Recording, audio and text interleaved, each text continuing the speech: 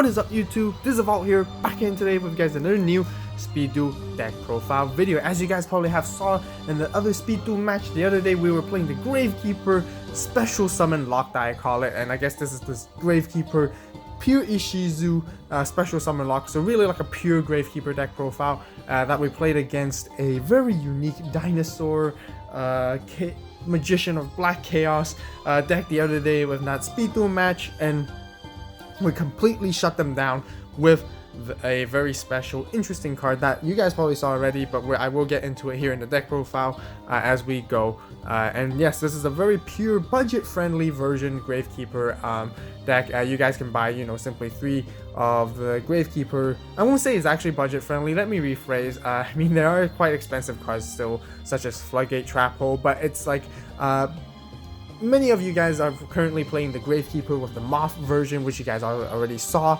on the video on the channel already, which we have posted a while ago. That is definitely the top tier go-to, one of the tier 1 decks currently in the format. And I know some of you guys have been asking, like, oh, is there a different alternative, you know, because like the Moths, like, it's just very stale and boring sometimes, because everything's just about Moth and Parasite at the moment, and it's just all that package is just running rampage in the meta. So here is the answer. Yes, here was something kind of interesting, a very just pure generic Gravekeeper that you guys can actually play. Most of these cards can be built, I mean, this deck can be built with cards mostly from the starter decks, Speed Duel starter decks, Destiny Masters from Ishizu's decks, which were released like almost a year ago, or even, yeah, a year ago exactly, almost actually, more than a year ago.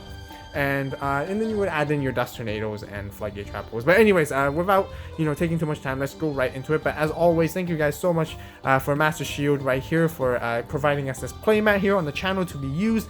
This is stitched on the side edges, very high quality rubber cloth playmat that you can use for any of your card game purposes.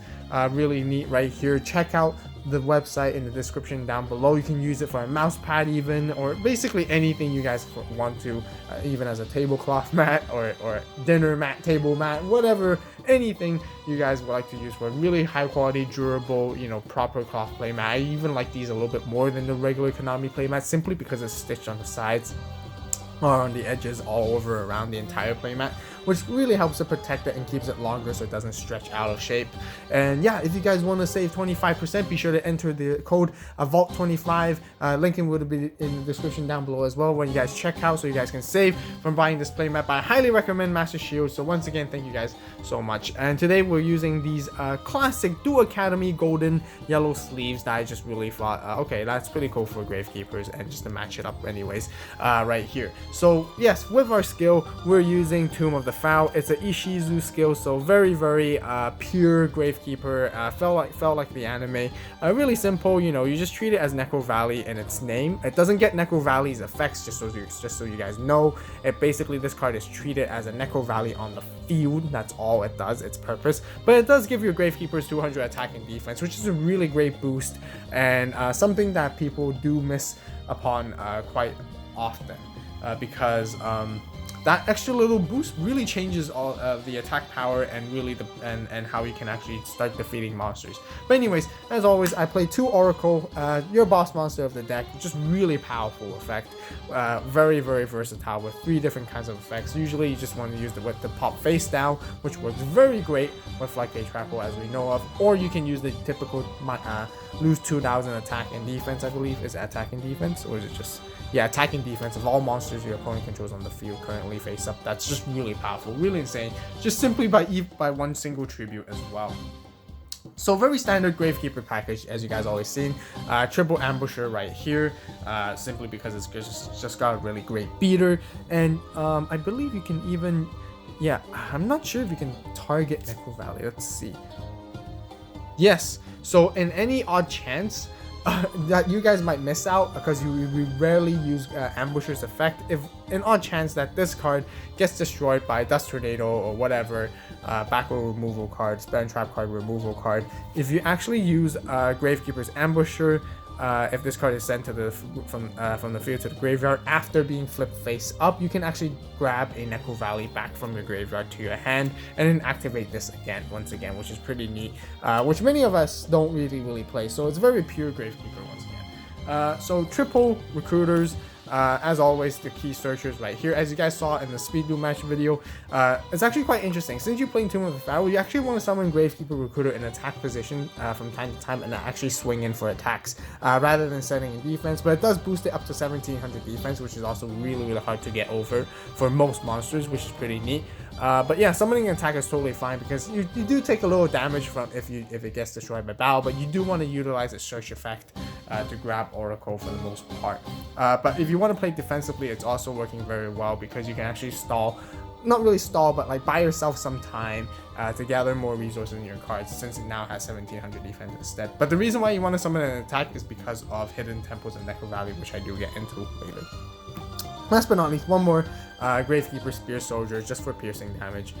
One extra normal summon. Some of you guys might even want to play a second one, which is totally fine. Up to you guys as well. So that rounds up for the monsters. Now for the main spells, this is the hidden, I guess the juicy part of this deck, which really completely shuts down all special summoning, is basically triple Hidden Temples of Necro Valley. So what this card does is a continuous spell, and you can only activate it if you control a Gravekeeper monster and Necro Valley on the field. Sometimes you might want to play Gravekeeper's Priestess just for this, but her attack stats are just really low, so I don't think it's good enough for it, and it's very hard to keep her survival. But you know, she is one card which basically fulfills both. But since your whole deck is Gravekeepers and Tomb of the Pharaoh is always there, it just works out very well. So basically, if neither player can special summon any monsters except for Gravekeeper monsters, and if either a Gravekeeper monster or Necro Valley is not on the field, you have to destroy this card, which does make it very difficult to maintain. But when you're able to lock out your opponent early on, even sometimes you might want to go first, just because you can just lock out your opponent from special summoning, and they can't special summon any cards. You can basically take advantage and get game from then on. Of course, this card is very susceptible to Dust Tornado, of course. That's the reason why you want to play 3 off. You want to see this card as soon as possible. There are instances where you do lose this card, so you do want to play it again. But as you guys can see from the Speed Duel match the other day, as we're grinding into the mid and late game, this card just helped out very well in completely locking out the opponent from special summoning from the last game, which could have basically changed the entire game pace and the tide over there and basically wants the game. So yeah, that's why I want to go more in detail in Hidden Temples and Necro Valley, just so you guys know. And then now, just one Gravekeeper Style, just a really good card to recur your Gravekeeper monsters back from your grave to your hand. So that basically rounds up the spell. Also, this is the holo version, which we did pull from the very first Speed Duel tournament pack. If you guys haven't checked out the opening yet, be sure to watch it, because we pulled 2 really epic cards of the same cards, just so you guys know. So moving into our traps, we have playing the best trap in the game, works out the best with Oracle, as triple Floodgate Trap Hole. You know, you use this, set the monsters face down, render them useless, and then you can bring out Gravekeeper, Oracle, and then basically pop those face down monsters, which is very threatening combo, since these 2 cards are just so good together. 2 Rite of Spirits, of course, because you just want to bring your Gravekeeper monsters back from the grave. Self-explanatory, typical Gravekeeper package cards. And then last but not least, 2 Dust Tornadoes for back row removal, of course. So yeah, that basically rounds up for the main deck. It is a 20 card main deck right here, just so you guys know. So we're gonna move on to the side deck. So for the side deck, I do play one more extra Dust Tornado right here. 1 Blast Held by Attribute, simply because I guess if you do go for a mirror match or any other decks that attribute summon a lot and try to play around your Floodgate Trap Hole, this is definitely the key card. I play 1 Bashing Shield, which is really interesting because I like this card. When you equip it to your Gravekeeper monster, it just really boosts up their attack and makes them extremely high. I mean, this plus Ambusher is 2700, plus Tombs of the Pharaoh, it's basically a 2900 beater right there, which makes it very difficult for most of your opponent to run over, simply because of Bashing Shield. So you want to play a very basic beatdown version. This is definitely the way to go.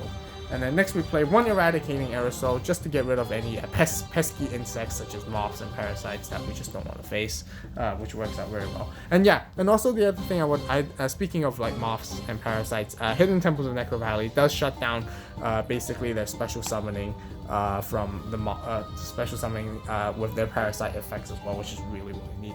1 Jar of Avarice, just for grindy games when you need to replenish resources. And then 1 Waking the Dragon, which does lead on to our extra deck. So for our extra deck because of Waking the Dragon. As always, the typical package that we're just playing. One Alligator Sword, Meteor B, Ryu Senshi, double Arcana Knight Joker, and then just one Blue Eyes Ultimate to round off right here. So this is my entire deck profile. Comment down below what you guys think. If you guys enjoyed this deck profile and the video, be sure to hit that like button, subscribe to the AVAULT channel for more awesome and epic Yu-Gi-Oh TCG Speed Duel content on this channel, which we do mainly focus on lots of other Speed Duel deck profiles and content on this channel, so be sure to check this out. As always guys, just a keynote, just so you guys know, just use my deck as a base to build your deck. I really recommend this as a great starting point if you want to start building Gravekeepers and you don't want to invest too much money into it. Although once again, I have mentioned Floodgate Trapple and Dust Tornado are quite pricey because they're just really good cards, but then you can save a little bit in terms of when you don't buy the Parasite and the Moss, which are really quite expensive as well, which does make this deck can actually go up to $100. Can it? Let me think. Yeah, this entire deck can potentially go up to $100 just for a Speed Duel deck, and Speed Duel decks are meant to be budget friendly compared to regular Yu-Gi-Oh! And yeah, $100 deck for a Speed Duel deck is quite expensive, I have to say, because you know, Floodgate Trapples are just really expensive. Dust Tornadoes are expensive too. They're easily Floodgate is easily a $15 card, $10 to $15 card, I think. Let's say a $10 card. Dust Tornado easily also a $10 card, and with the Parasites they're just $15 at least at the moment, and then you still need the Moths and you also need Cocoon. But yeah, so once again, just use mine as a base resource to build your own deck. Comment down below what cards you guys would suggest, what cards you guys would add. I really like to see a more pure version down the road when we get more Gravekeeper support. I really like the whole special summoning lock mechanic that it has, that really just takes control of the game and really makes it difficult for your opponent to play around. It's like a very powerful rogue deck that many people just don't want to face, or some kind of anti-meta deck, which really feels like the regular Yu-Gi-Oh when you do play the Gravekeeper decks currently for regular Yu-Gi-Oh. So yeah, as always, thank you guys so much for watching. You guys have a great day, great night, wherever you are. We'll see you in the next video, and this is AVAULT signing